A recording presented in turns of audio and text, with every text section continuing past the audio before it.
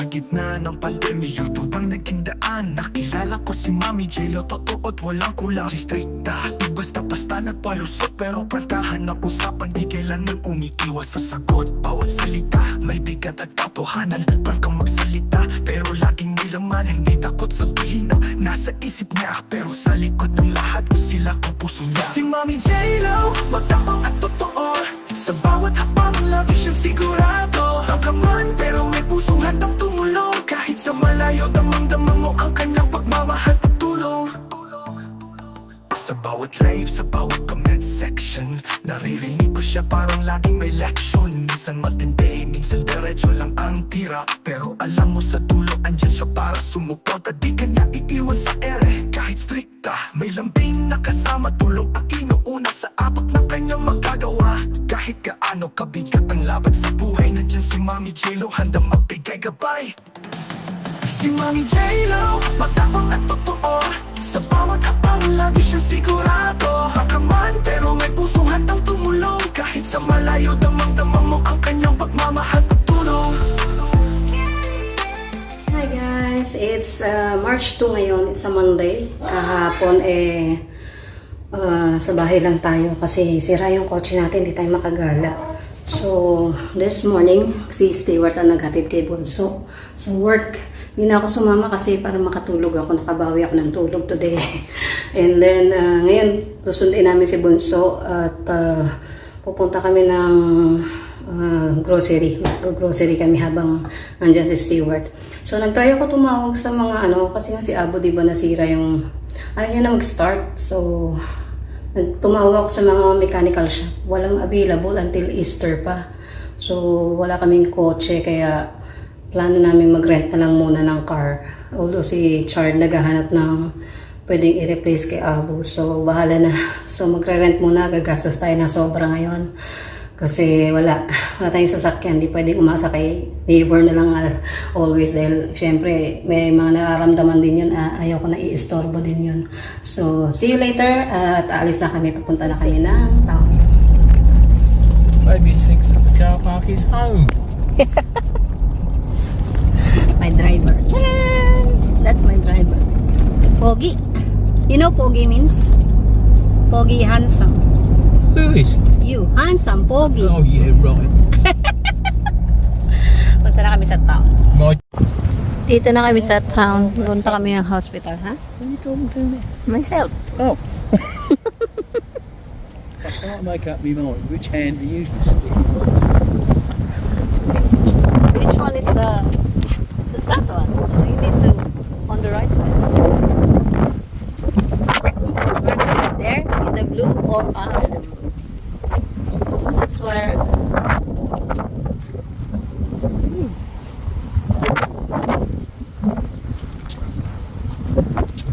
That's where we angling.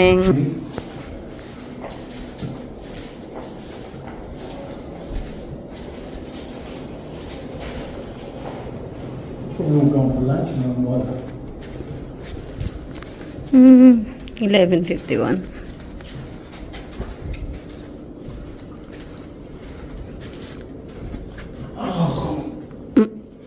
shit, that hurt. That's not there.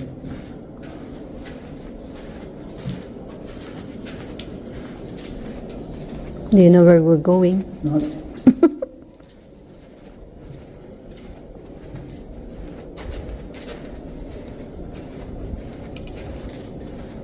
Nahanap namin kung saan kami. I think this, Jason.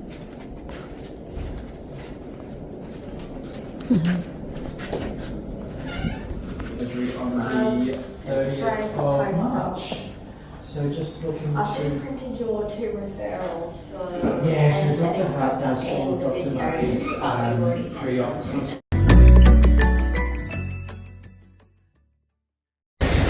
Naya ko muna siya dito sa Coles kasi kailangan kong bumili ng mga ilang grocery para sa amin. Wala na kami stock.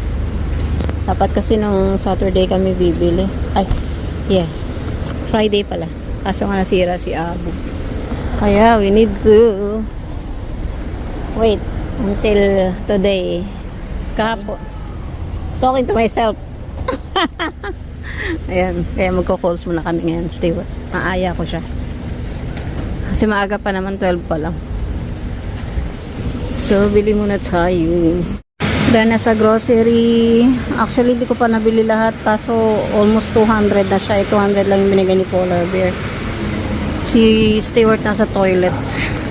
So, pupunta kami ng Macadamia, 12:44 na para makapag-lunch. Tapos, sunduin na namin si Bunso. Then, punta kami sa bangko kasi may kailangan kunin si Bunso dun. So, see you later. I-haul natin to mamaya. Third order ko. I told you this. But every Order namin chips, almond, croissant. Yung chicken burger niya wala pa. $49 na yan. Oh my gosh. So fancy. Yan po yung kay Stewart. Chicken burger daw. Kasi supposed to be turkey burger. Eh wala daw silang turkey. and they don't give you a fork.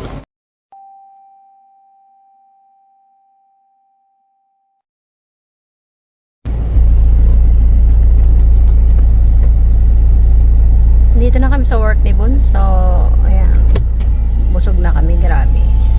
Tinapay lang kinain ko pero nabusog ako sa chips. Dami nung serving nung isang order na oh, it's working now. Yeah, because that top one was. I'm gonna have to do something about that. So, antayin namin sa Bunso. Out, ano na, mag 2 o'clock na. Hey, my watch. What happened to my watch? There. 2:13 na. Mamaya, oh!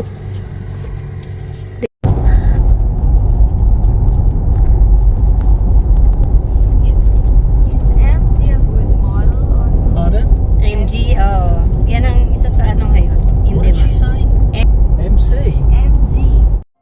A few moments later.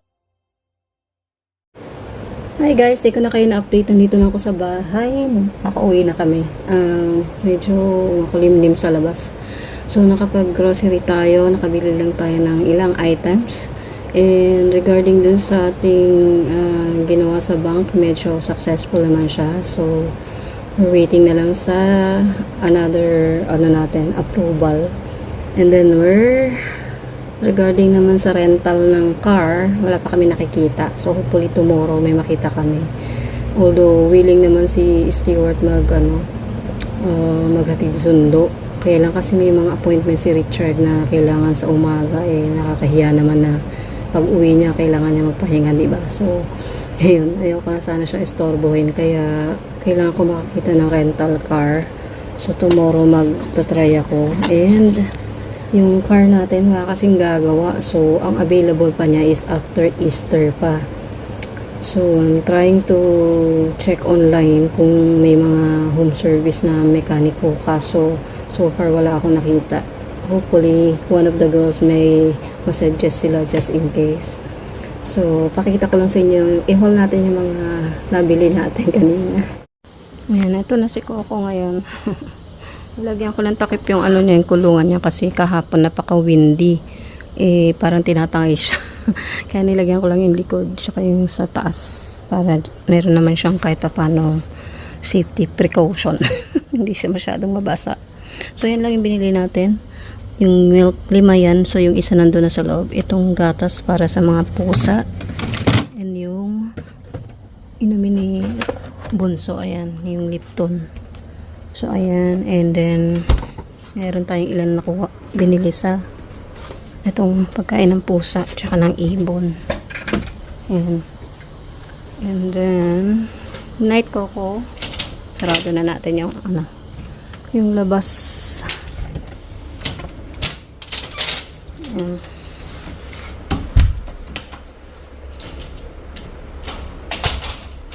So, ang binili ko ngayon ay itong honey at saka yung raspberry jam, itong biscuits, tapos yung cereal niya. Ayan, cereal ko kay hubby itong 2 at saka yung oatmeal. And then ang pabili ko yogurt, ayan, yogurt tsaka tinapay. Ayan, so may mga remaining akong tawag dito, kalamansi, ayan, pang hilamo sa mukha. Tsaka sa kilikili. So, meron pa ditong bread si Bunso. Ayan. Tapos ito, bili natin drinks. Sprite, walang Pepsi kasi. Sprite, tsaka itong Lipton ni Bunso. Tsaka yung kay Richard. Yan lang. Tapos, vegetable. Yan lang yung laman ng rep natin. So, pagkain namin ni Bunso andito. Ito kay Paul Alberto. Yan. Yung pagkain namin. Wala kami masyadong chocolate yun kasi hindi na nakakapag-stock. So, yun lang guys. Ang ating, tsaka yung tinapay ko. Ayan. Pang-saw-saw sa kape. Wala kasi yung monay na binili ko last time.